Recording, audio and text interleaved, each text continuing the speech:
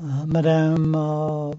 President of this parliamentary forum, the Asia Pacific Parliamentary Forum, dear parliamentarians who are coming here to visit us to this beautiful country of ours, Ecuador, dear parliamentarians who are friends of ours, taking into consideration that the international financial order designed since 1944 responded to the political and goals to rebuild the international system after the Second World War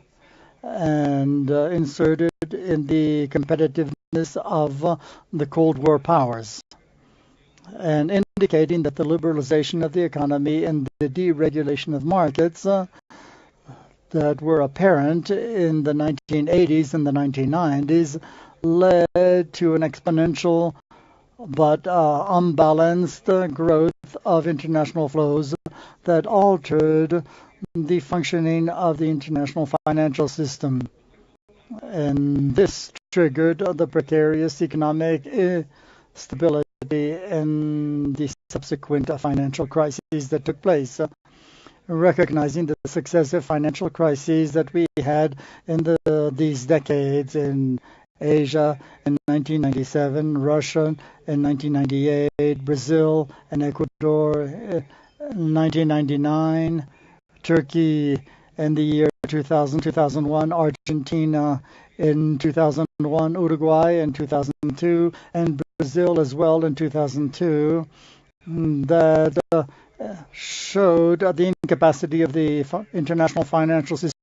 to protect the world economy from severe crises. This led to a major impact on the lives of all persons, especially those who were poor,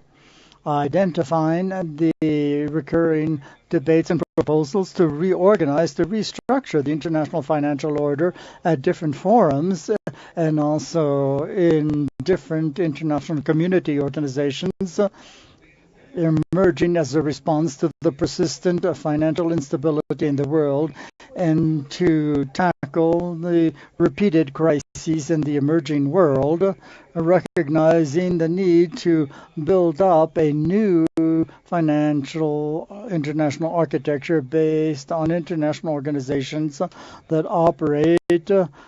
for them to operate more democratically so that each one of the states can act on the same footing with respect to their peers, aimed at developing a policy of social equity, environmental sustainability, and economic sustainability by each one of the member states, motivating the decisions taken within these organizations should lead to a stronger economic integration process. Our draft resolution is a proposal focusing so that the Asia Pacific countries can ensure an international system that can lead to the development of the region. We want to encourage the establishment of reserve funds so states can reduce their dependence on external financing, eliminating conditionality that affect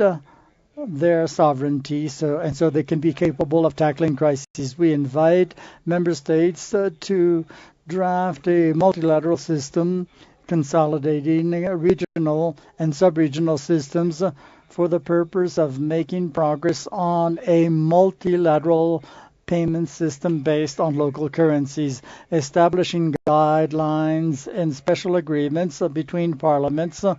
in the Asia Pacific region, as well as regional and sub-regional agreements that will be able to transmit